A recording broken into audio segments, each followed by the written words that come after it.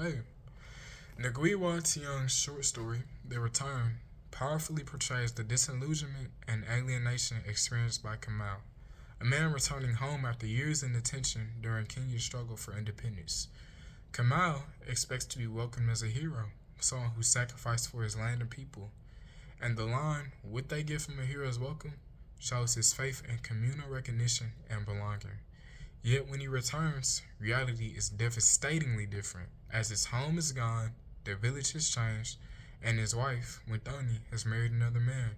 So instead of celebration, he is met with utter silence and loss.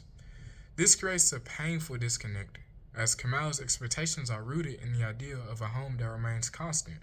But what he finds is completely different. He finds a place that's transformed by colonial violence and time.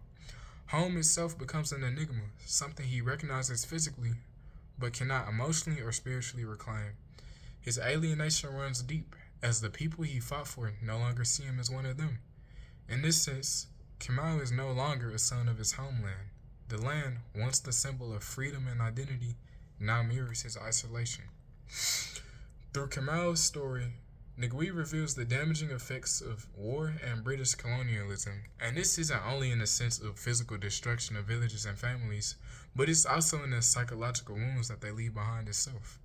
The struggle that was meant to restore dignity and belonging instead fractures identity and erases connection.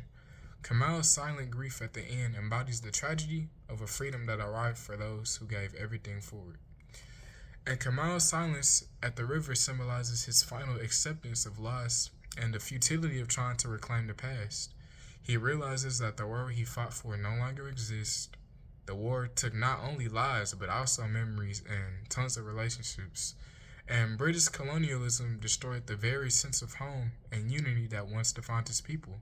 And in the end, Kamal stands as a symbol of generation broken by the promises of freedom that came without healing.